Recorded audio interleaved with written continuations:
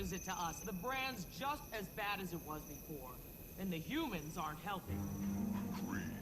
We're holding the line against the dragon on the road. They probably just get in the way anyway. It wouldn't be so bad. We could use them as fodder. Welcome to another episode of the Krytan Chronicler. I was just letting those char finish their little conversation there before I jump in. This is the show where people roleplay and I talk about it.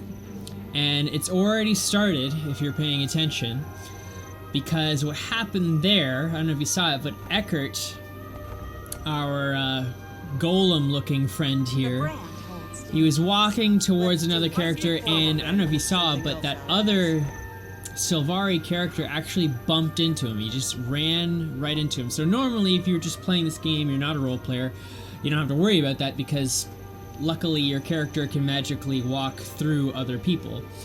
But as a role player, that doesn't really fly, and so normally you can just ignore something like that when you make a mistake, or you bump into someone, or you accidentally walk through another character. Everyone kind of just assumes you're walking around them. But I decided to actually play with it and pretend that Eckhart actually did bump into him, and you can see he apologized there. You know, I didn't mean to step on you.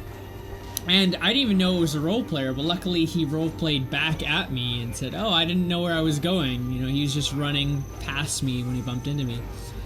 And that's a fun way to get a roleplay started. I mean, even if you don't know the person is a role player, just roleplay at them and see what happens, and you can get some pretty neat interactions out of it. But anyways, as usual, what I'm trying to do here is create a context to form a party, so that we'll have a reason to work together, and more importantly, a reason to roleplay together. As you probably know by now, role-playing is about telling a story with other people and really getting into the character that you're portraying. And that's done best when you actually have other people to tell stories with. And that can be hard sometimes when you're just sort of wandering around. If you're new to role-playing, you might not necessarily know any role-players. I mean, when I started, I didn't know any other role-players. None of my friends are really into role-playing, so it's kind of hard to get them to get into it. But I just decided I was gonna wander out into the world and hope I ran into some nice people to play with. And this is essentially how it works. I just walk up to a random player, start talking to them, ask them a question such as, you know, could you give me directions? Or in this instance, I was asking if the player here, if this character, Lyle, knew how to operate this hazmat suit. And I should probably explain that since it's cut out of the beginning of the episode, but the reason Eckhart doesn't look as handsome as he normally does is because he is wearing a golem hazmat suit. It's like an Asuran device that they use to explore the brand, which is nearby. And because the brand is very toxic, they need a lot of protection, and they need a hazmat suit, essentially, which is what he's wearing. So I just walked up to one of the NPCs, and they offered me this piece of equipment, which I changed into, and I decided to roleplay with it as well. I mean, that's really all it's good for. You can see at the bottom there, this doesn't give me any abilities. There's no real gameplay reason for using it. But it is kind of a fun and neat thing to, you know, try out on your character, and even more fun if you're a role player, because you can actually use it as part of your story. So I was just asking Lyle for any advice on how to use this equipment, but of course the only person who would understand Asuran technology would be an Asura, and unfortunately couldn't find any.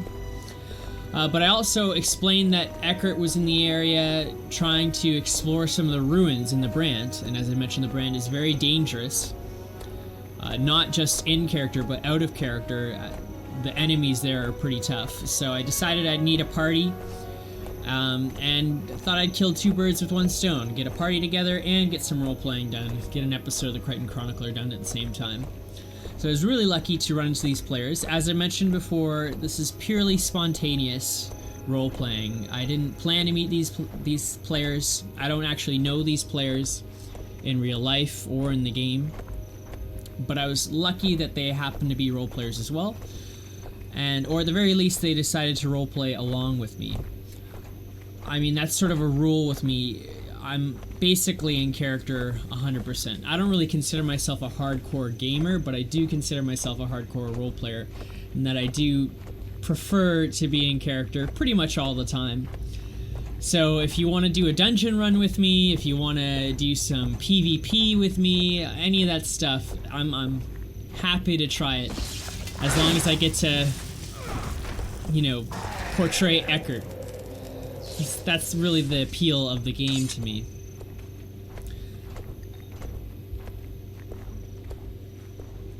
So now when you do eventually get a few characters together, I mean, you want it to be a bit more interesting than just fighting enemies all the time. If all you're doing is just shooting your gun and swinging your sword, for gameplay purposes, I'm sure that's pretty fun, but if you're into role-playing, you're not really role-playing. The role-play comes through when you actually portray your character through dialogue, mostly through dialogue anyways.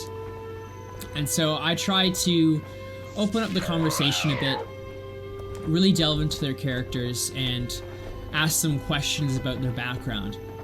Because any good role player is going to have some kind of background worked out for their character. Some cases it'll just be, my character is part of the Ministry Guard and she likes eating hamburgers, something like that. Really simple, but in other cases they'll have an entire novel written out for their character. There are pages and pages. You can go on the forums, the Guild Wars 2 role player forums, and look at some of the character profiles made there for examples. And there's all sorts. Some are just a page, some have pages and pages of, you know, background information and secret information, their relationships, and information known to the public and information that only their close friends would know, descriptions about what the character looks like and what they wear, and scars and tattoos they might have.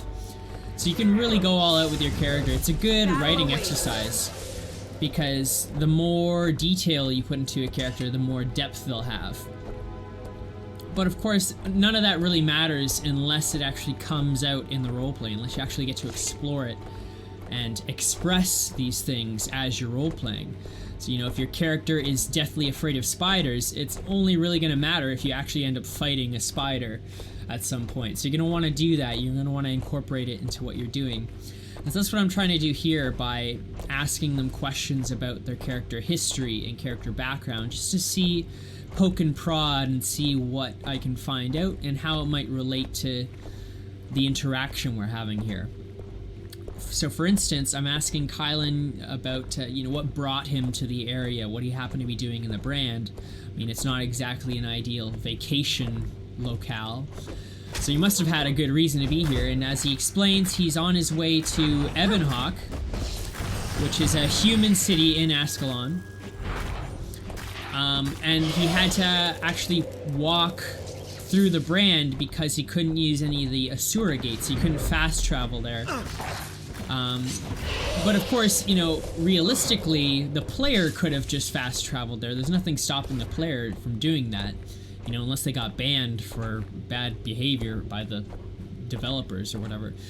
But there's nothing stopping him physically. But in terms of the story and character, as he explains, because he is basically a hitman, you know, he has a bit of a notorious reputation among the different police agencies in the cities, and so they aren't too friendly about letting him, you know, walk through their Asuran gates willy-nilly. So that's why he's taken the long way there. And whether or not that was his real reason for walking, or whether or not he was just, you know, leveling up and getting some achievements in the Brand, doesn't really matter. I just really appreciated that he had a realistic, story-driven context for what he was doing there. And of course it also opened up more conversation, because here we're just talking about his client, the person who hired him to do this assassination that he's on, and how it relates to the human and Char conflict in Ascalon, because as we all know, humans and Char have been at war for centuries. It's only recently that they've signed this peace treaty, and not everyone is too happy about that. Some people might want to stir things up and cause a bit of conflict. It could either be for political reasons or because they just see a way to profit from it. And so we didn't get too much into that. Obviously, as a hitman, he's not going to tell random strangers that he meets on the road who he's working for. So he played it very well, being just mysterious enough to seem realistic, but also not being so mysterious that he just had nothing to talk about. That would have been boring. If your character keeps all their secrets to themselves, eventually you're just never going to have anything to talk about. People are going to ask you questions, and you're going to have nothing to say, which is boring. So I like that he did give us little bits of information, at least. And as well, Lyle also contributed to the conversation. She explains that she's also from Ascalon, or sorry, not from Ascalon, specifically from Ebonhawk, and so she also has some insight into the conflict there.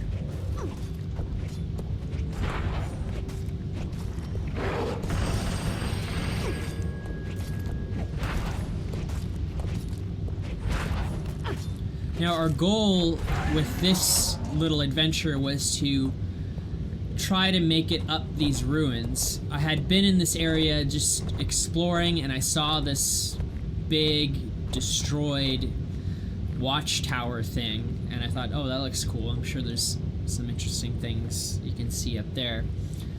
But it can be kind of lonely when you're just playing by yourself. It's more fun to share these things. I mean, the whole point of online role-playing games like this is to role-play with other people, or at least play with other people. I mean, that's the difference between this and just a regular single-player RPG, because you want to sort of share the experience with someone. And since I'm a role-player, if I'm going to share it with someone, I'm going to do it while role-playing as well.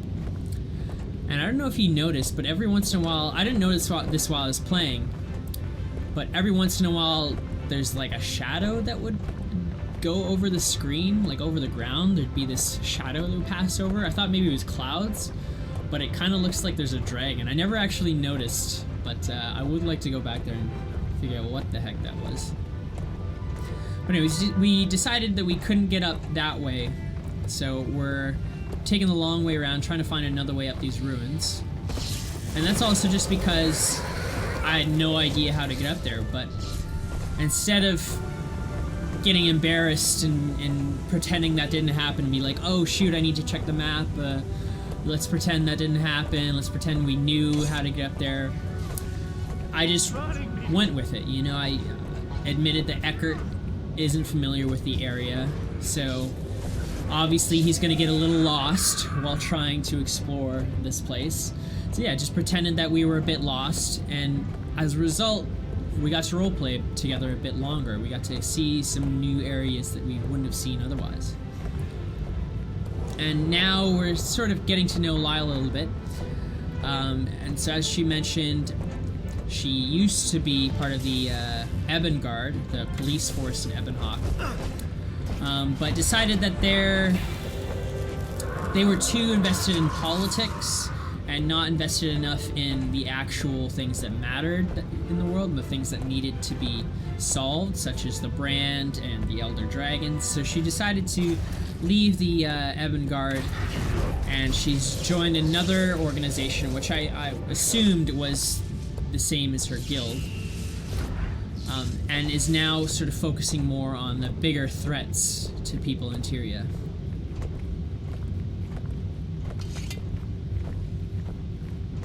And here we're also referring to Scarlet, which was part of the big Living Story event for the past year, basically. And I really like how, even after all that content has finished and all those stories have been wrapped up, it's still a good source material for conversations and storylines, because people are still talking about it, it's still affecting people. And here, even Kylan did the same thing that I did. He realized that he was going the wrong way, probably because the player just hasn't been in this area for a long time. But he didn't, get embarrassed about it. He just assumed, his character can get lost. Your characters don't have to be perfect, which is an important thing to remember. And it's good to make up excuses to explore these areas, because you really appreciate them a bit more. You know, I initially wanted to get up here because there was a viewpoint, and so I could have just quickly ran through, got the viewpoint, and then left. But I decided I'd rather roleplay through it, because you really get to explore the area in more detail. You walk through it slower, you get to see more things more closely, and you also get to have a interesting in-character conversation in the process. So I thought that was more fun. But unfortunately, there was a limit to how much we could climb. I wasn't exactly sure how high we would get up anyways, so I was a little disappointed you couldn't get to the top. And here you can see I'm struggling to climb up even now, but I just pretended in character that was because, you know, the golem suit happened to be really hard to navigate and control.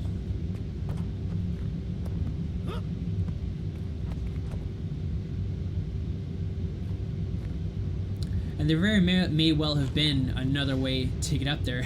I don't know if you saw that right there. Kylan accidentally fell off the edge there while he was trying to see if he could jump up on top of that ridge. So his character actually accidentally fell off, and so did Lyle right there, which could have completely just been an accident. You know, maybe he accidentally pressed the wrong button. He was trying to type something but didn't realize he forgot to press enter, and then accidentally fell off the edge. But I like that he owned it. He really owned his mistake and just pretended it was something that could really happen. You know, if you're climbing some old crumbling ruins, you can imagine some of the stones would be falling apart. You might put your foot in the wrong spot, and next thing you know, you're falling off the edge.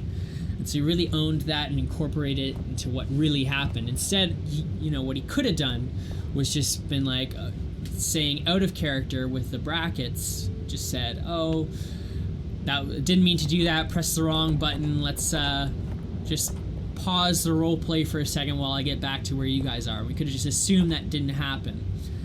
But I don't really like to do that. I feel like it's more spontaneous when you incorporate your mistakes into what's actually going on. And I like that he did this. He owned what happened, he fell, and he's just like, you can see he's on the ground now. He's obviously hurt because he fell. So he's really accepting the consequences of what just happened.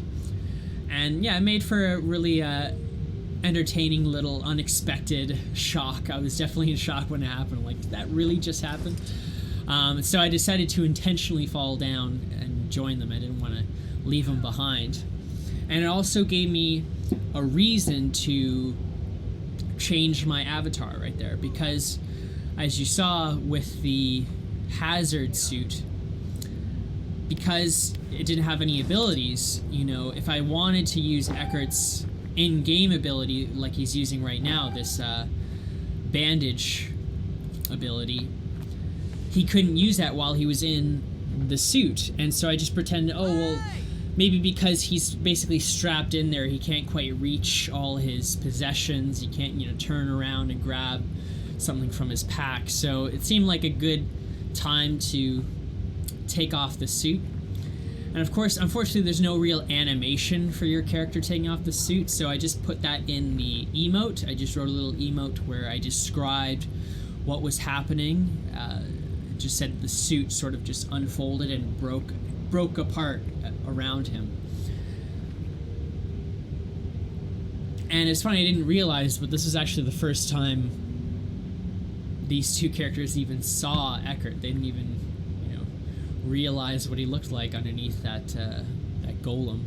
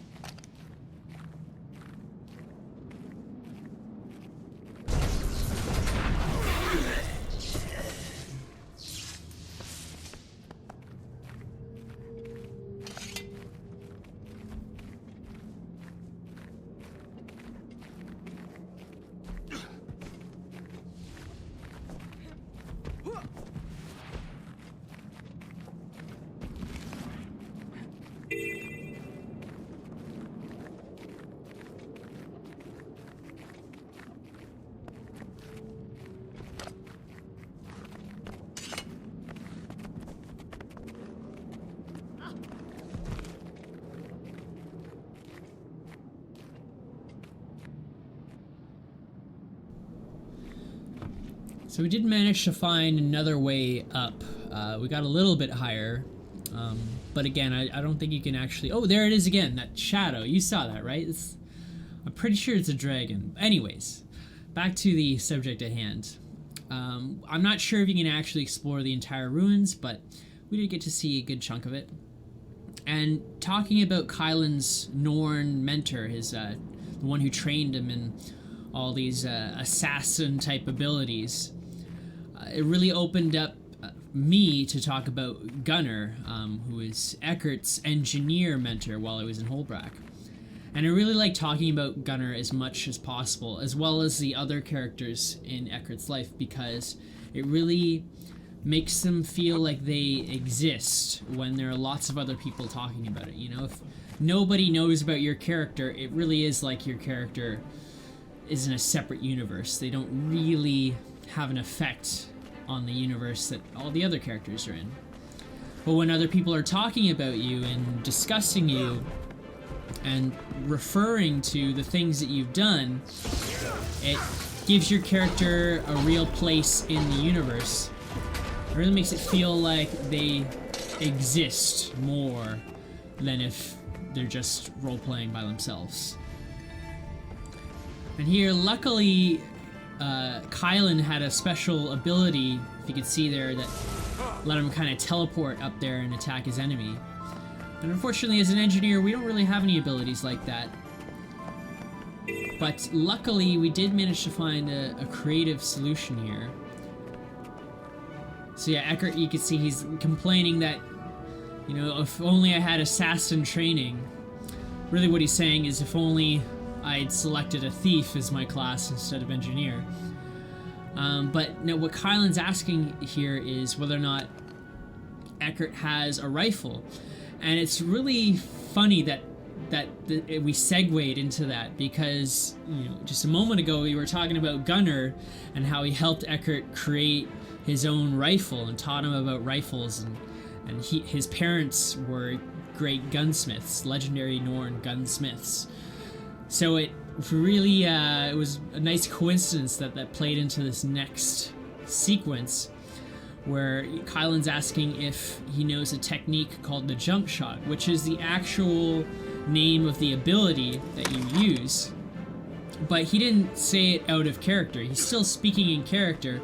He's just assuming that the abilities that my, you know, avatar knows, the abilities that my class knows, also pertain to the abilities that my character knows. It's basically combining the gameplay elements with your in-character qualities. And you can really get away with being in character all the time, even when you're talking about stuff like this. You know, like how to basically cheat the system and hopefully jump across a distance, a short distance. Didn't really work too well there. But I like that he still maintained character. He never broke character, even though he's basically giving me a hint on telling me how to get across.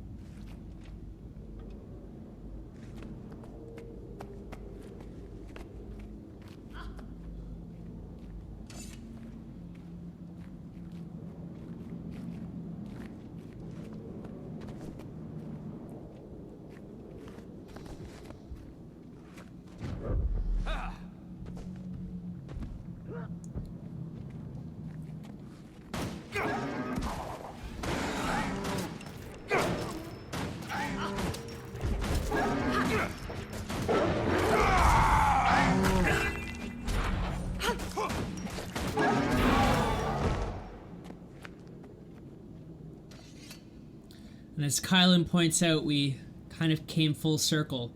This is, you might recognize, this is essentially where we started exploring the ruins. And a lot of time had passed since we started this. I did cut and paste a lot of different moments from this roleplay, but I didn't really have a plan on what to do after this. I mean, my only plan was to explore the ruins. That's the whole reason I asked these two characters to come along with me in the first place. So beyond that, I didn't really have anything else to do except just to explore the brand. But luckily, because we had been talking for so long about, you know, what Kylan was doing in the area and how he was, you know, on an assassination mission, and also talked about about Lyle's history in the Ebon Guard.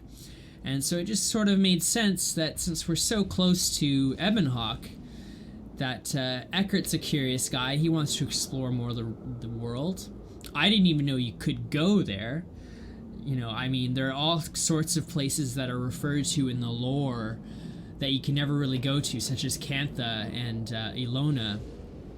But upon realizing that you could actually physically go there, or virtually go there, I always get those words confused, I thought it would be an interesting place to check out and to see what sort of shenanigans you can get up to. And I didn't really need more of a plan than that. Luckily, this game has a way of finding things to do for you, so you're never really bored playing Guild Wars 2. Because I figured once we got to Ebonhawk, first of all, the journey there would be enough of an adventure, but then once we got there, I figured there'd probably be plenty of dynamic events to do, such as the dynamic event we're doing right now. And so what Kylan asked me, since he's traveled this way a bunch of times, he said that there were two routes to get to Ebonhawk. One that went through the Brand, and another one that took us through Ogre territory. So I figured it'd be interesting to see some of the ogres in the game. And that led us to this dynamic event, so it actually played out quite nicely, because this dynamic event actually led us through the same path that we were taking anyways.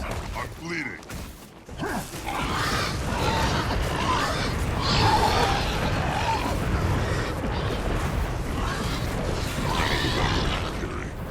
Are you ready? As ready as I'll ever be for a long walk laden with water. Time to go before we have more trouble.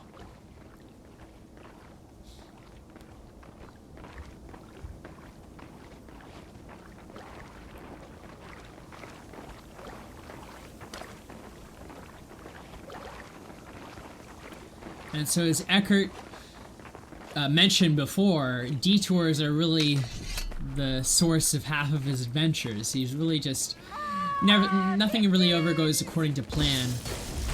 But that's always usually a good thing, because it lets him see new places, such as the ogre village that Kylan is taken into. So we can take a break. And I like that Kylan sort of established a relationship with the ogres. I mean, obviously, these are NPCs. They aren't actual players you can interact with. So your interaction with them is pretty limited. But I feel like when you're interacting with NPCs, you kind of have to take a bit of creative license. Otherwise, and I've said this in the past, they're just going to say the same things over and over again to everyone who talks to them. You know, you just have that one script of dialogue that comes up whenever you approach one of them. I must teach. It must obey. Along with all the attack. random dialogue, again and again. That's it. That's how like you're hearing right now, just like the little dialogue conversations in the background. You don't really get much out of NPCs beyond that. So when you're interacting with them, you can still use them as part of the roleplay, but you kind of have to take a bit of creative license and make assumptions and maybe speak on their behalf, or just assume that, like, say your character comes from a small village, then you can assume that, you know, your character happens to know some of the bartenders there and some of the merchants who live there, even though you can't actually have a conversation with them. You can just be like, oh, this is my buddy Ralph, he sells baked goods. And that's what Kylan's doing here. He's basically explaining that he's come through this way many times on his travels, so he's formed a bit of a relationship with the ogres here. I must teach. You have any pets? And it also gives his character a bit more detail. It fleshes out his character a bit more. Because he has That this looks different. interesting Given a bath or relationship something? that you wouldn't know otherwise. Pardon me. He's bigger, he's stronger, meaner. I knew him until he's so fierce. Show her, Max. Whoa, wow. He's impressive. Maybe we can meet later and pick nits.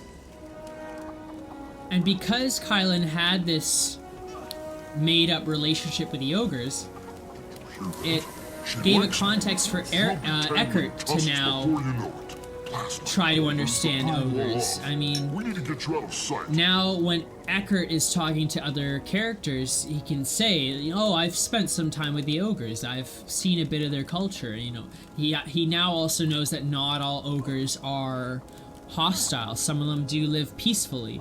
So that's information that he wouldn't otherwise know unless he had this interaction. And so each interaction and each mini story you tell has the potential to really grow your character in new ways.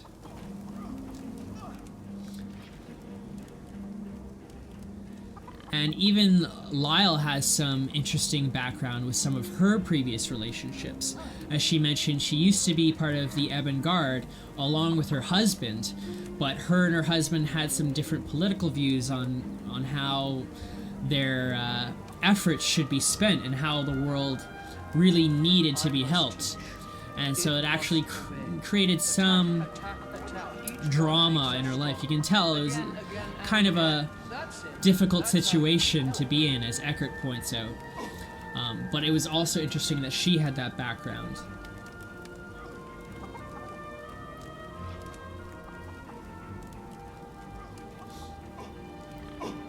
And I got a little concerned here because, as Kylan pointed out, he's on an assassination mission in Ebonhawk, and the point of the mission is to sort of disrupt the peace between Char and humans. So I kind of got a little worried here. That's the reason I was asking him whether or not his client was one of the separatists. Because, you know, if Lyle is from Ebonhawk, and she has friends in Ebonhawk, and even her husband is still in Ebonhawk, then I was worried there might be a bit of a conflict of interests. But luckily, Kylan, whether he's being honest or not, I can't tell, but luckily he did mention that it was actually the separatists that he is after. One of his hits happened to be one of the separatists.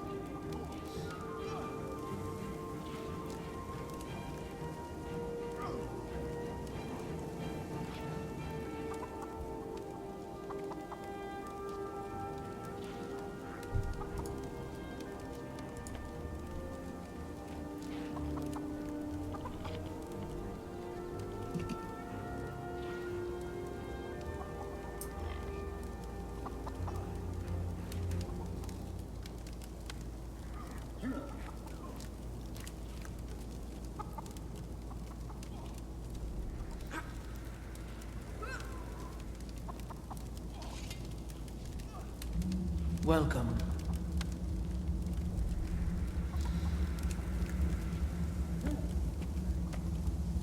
I must teach. It must obey. Attack, attack, attack. Each one makes us strong. Again, again, and again. That's it. That's how you do it.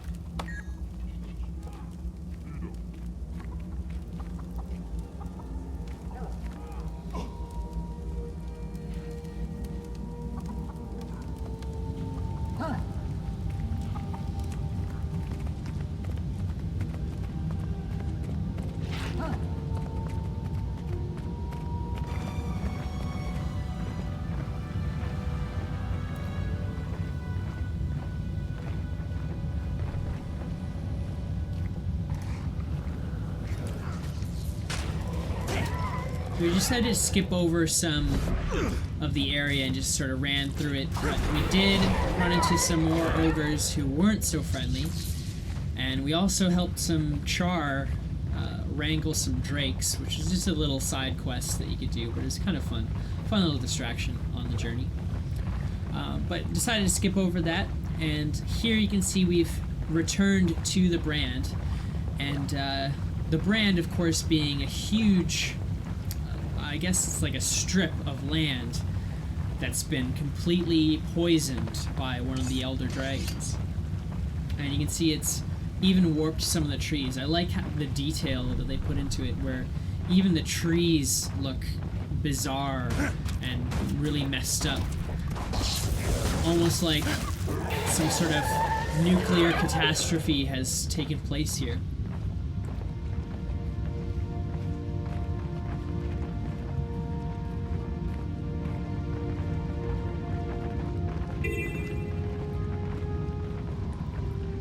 And so for Eckhart, seeing something like this is very outlandish and very strange. But Lyle, on the other hand, grew up in Ebonhawk, which is very close to the brand. So this is something that she's had to deal with, and she's been very ominously aware of for most of her life. And you can tell that's probably part of the reason why she decided to leave the Ebongard Order and join with an order that was more focused on dealing with bigger problems such as this.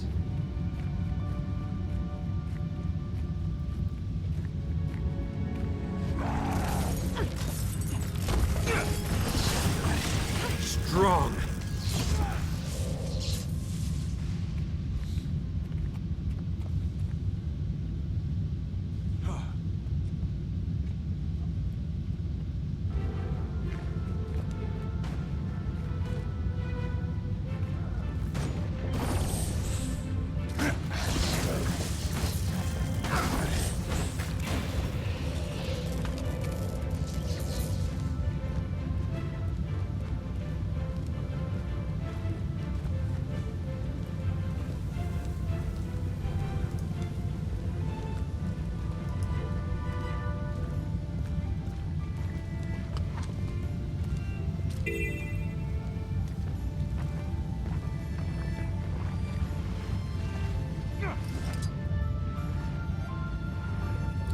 Now, I don't do too much underwater role-playing, just because I haven't spent that much time underwater. But the assumption is because you can breathe underwater, you have like a little breathing mask that goes on your face, that you can also talk underwater. I mean, when you talk to NPCs that live underwater, they all can communicate. So I just assume that you can also talk because you have that mask on. But maybe you can pretend that the sound is a little more gargly or something like that.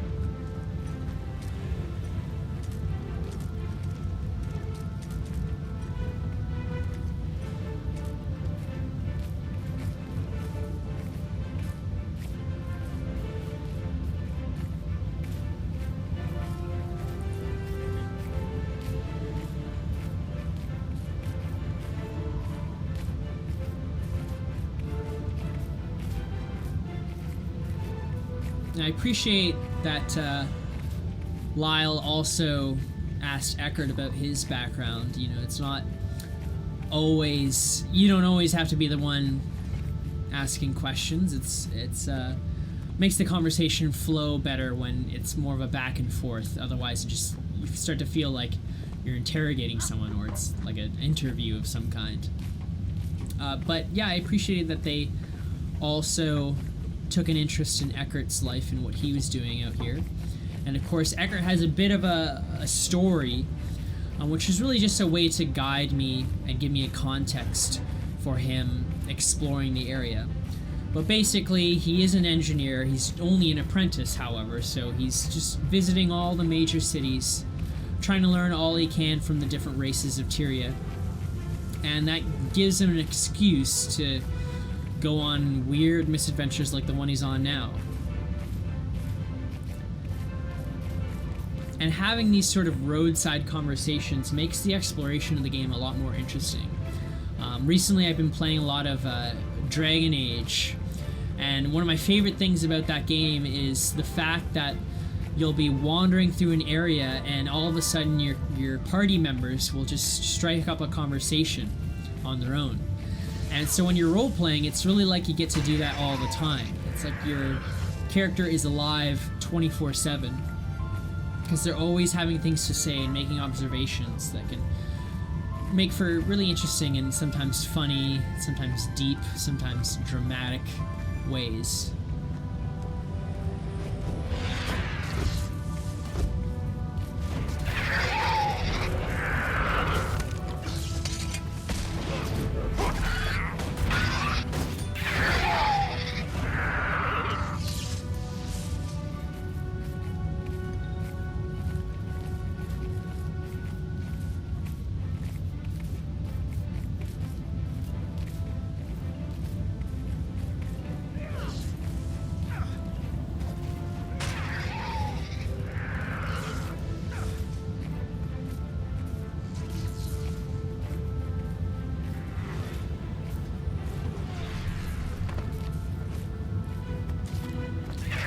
And in case you didn't see the mini-sode that I posted before this one, Taurus is one of the Char mentors that Eckhart found in the Black Citadel.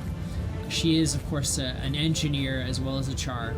And so one of the things I've been doing is basically collecting characters to form relationships with. In this instance, the relationship is between mentor and student. And it also gave him more of a idea of what he was doing in the Black Citadel. So I could talk to people, tell them, this is how I've been spending my time. These are the sort of things Eckhart's been up to while he's been here.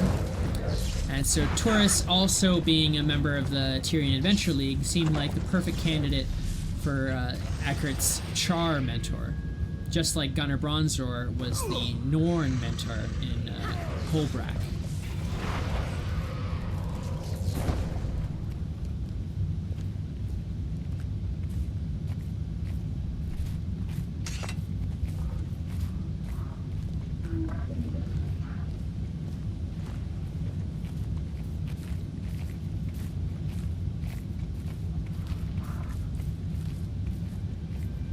And you can imagine how all the different races would have their own sort of interpretation of engineering. As Eckhart is sort of explaining here, that's sort of the reason his master gave him this quest to visit all the different capital cities, basically. And I kind of imagine each race having its own take on engineering. You can see with Gunnar Bronzor, his parents were very notorious Norn gunsmiths, because the Norn are a very nomadic race. They're very keep to the roots of like surviving in the wild. So hunting would be a very important thing of Norn culture. So a Norn engineer, you would imagine, would be very concerned with developing better rifles and better traps for catching prey. And so I kind of interpreted that's what Eckhart was learning from Gunnar. And we sort of discussed it out of character a little bit. We talked about our characters. I spoke with the other player who created Gunnar about his character and the kind of things that he would teach Eckhart, just to have an idea of what they were getting up to. And then with the Char, on the other hand, you can kind of see examples of their engineering everywhere you look in the Black Citadel. They're very much strangely enough, they're not eco-friendly, but they're really into recycling, that's for sure. Because everything there is kind of made out of scrap. Everything looks really scrappy and twisted. It's all just a bunch of just pieces of metal stuck together. They're not too concerned with aesthetics or looking pretty or anything like that. They're really more about function and looking as menacing as possible. So with Taurus, she happens to be a scrapper for the Tyrian Adventure League. She provides raw materials and scraps and pieces of old equipment for new engineers to use for new inventions, basically. And so I can imagine that while Eckhart was with Taurus, he was learning a lot about how to scavenge for materials for different inventions and learning how to take apart old and unused equipment. So you can imagine there'd be a lot of explosives and those sorts of engineering tools that he'd be using and experimenting with in order to break apart all the different Char equipment.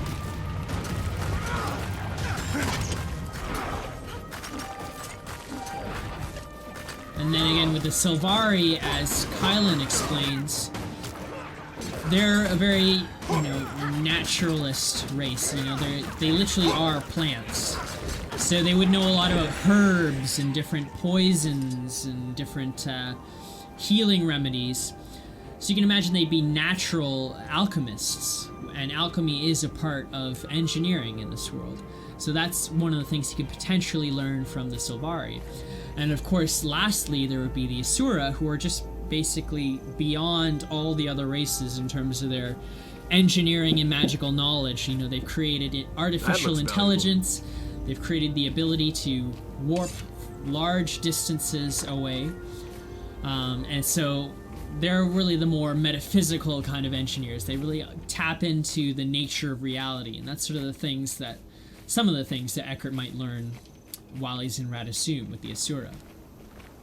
So I definitely put a lot of thought into that before I set on my adventure, just to set some goals for my character so he has a direction to go in case I ever get lost or have like any kind of writer's block, you could say. I'm not really sure what to do with my character. Then I always have that one direction that I'm always headed in.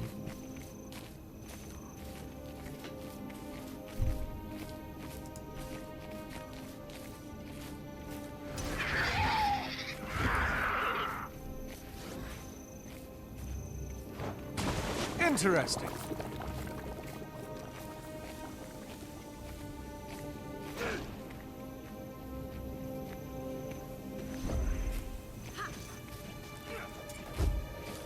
Time to do some real damage. And you can see here, just by looking at Ebonhawk, what a gloomy and desolate place it is. I mean, all the walls are sort of crumbling and in disrepair. And you can really just see the history just by looking at it. But there is quite a history behind it. Of course, this is the center of the Char and human conflict. This is in Ascalon, where the war has been raging on for many years. It's only recently that the fighting has stopped. And so Eckhart, he's no historian, but he does know a little bit about the history here. Whereas someone like Lyle, if you're playing a character who's from Ebonhawk, then you're going to want to do a lot of research into the town's background so that your character understands a lot about it, so you're also going to have to understand a lot about it. Otherwise, it's going to seem phony when you're interacting with other players if you don't actually know these things. But even the road is so uneven, and it's like it's been hit with so many explosives and mortar shells that there's just patches of scorched earth everywhere. I really like that, and it really made it immersive. It felt really fun to play, and not difficult at all to like get into character, because it really felt like you're in this very war-torn area.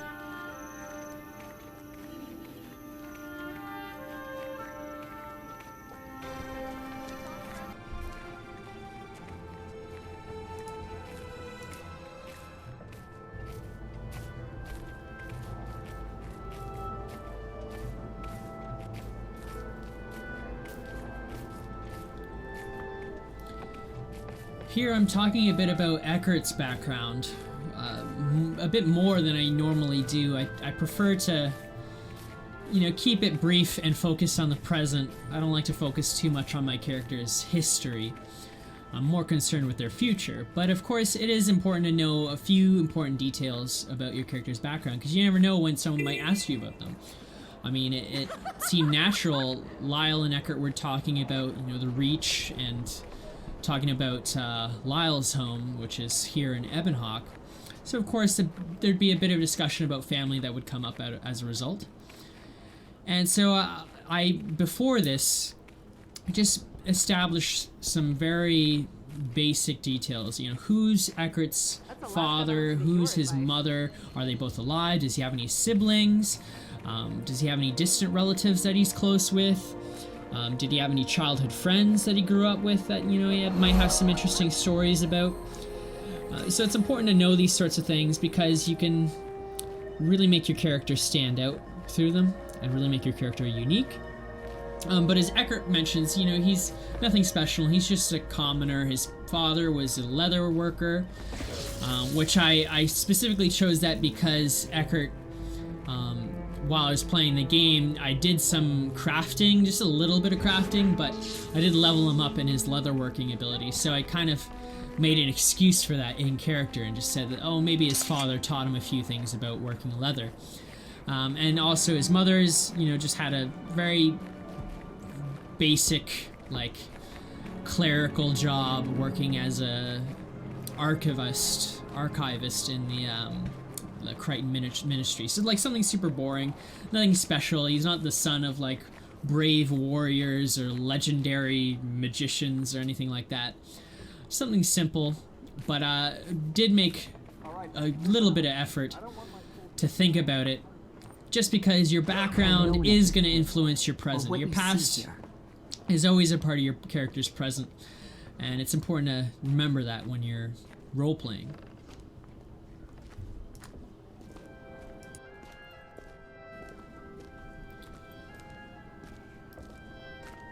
And I like that Lyle found this little secret hideaway for the Order of Whispers, as you'll find out soon.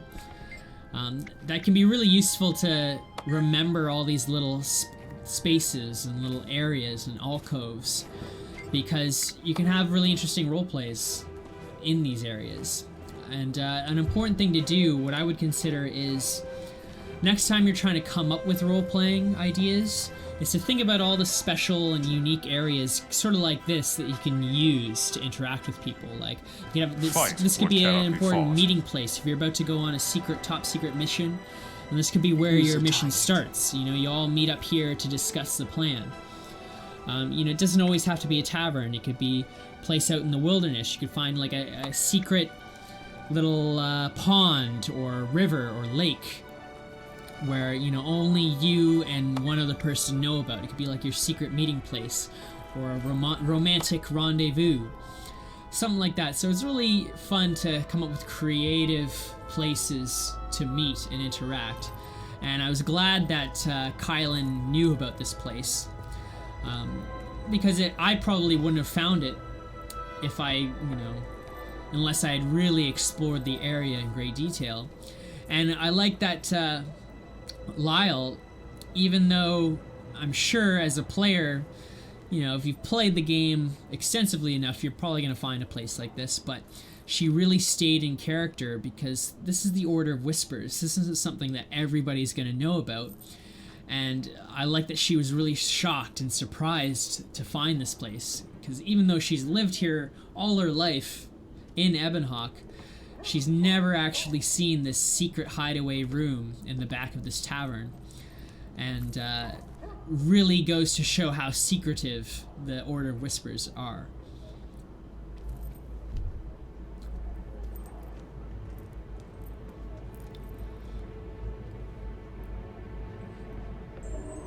So having arrived in Ebonhawk, I decided it was as good a place as any to end off the adventure. As I mentioned before, I had no idea that I was going to even make it to Ebonhawk on my journey across Tyria. You know, obviously, I am seeing all the major cities, and, you know, definitely going to go to the Grove and Radissoon, but everything else is up for grabs. It's completely spontaneous. And it's more fun that way, because you have spontaneous and unexpected and surprising adventures, and meeting surprising characters like these two. So I was really glad that we had this detour. But seeing as the episode is coming to a close, before I go, I do want to mention a YouTube channel that I found recently. It's called Yeah Roleplay Advice. I'll let you guess what the F stands for. The point of the channel is to discuss different techniques and etiquette in regards to role-playing. It's mostly geared towards play-by-post role-playing, which is basically when you're on a forum and you just post. It's like you're writing a story with other people, one post at a time. But a lot of the techniques and advice that she discusses also applies to just role-playing in general, whether it's tabletop, or it's LARPing, or it's in a game like Guild Wars 2. So I recommend you check out some of the videos. I'm sure some of it will really help you if you're a new role player. I hope that this video has also been helpful if you are looking to get into role playing, or you just like thinking of new ideas that you can incorporate into roleplay as well.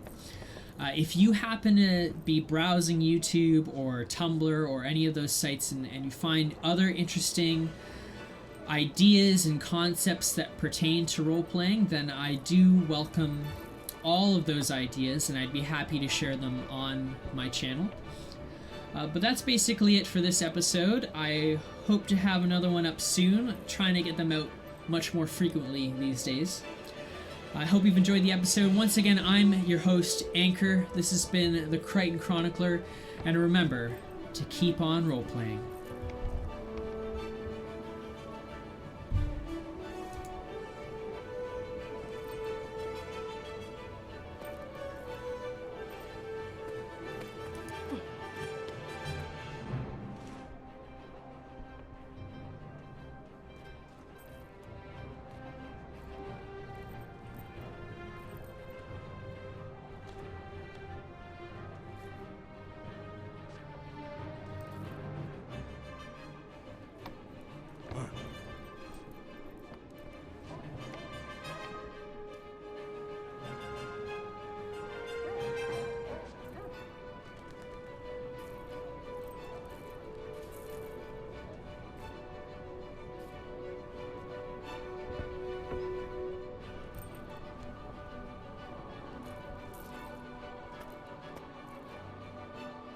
Hey,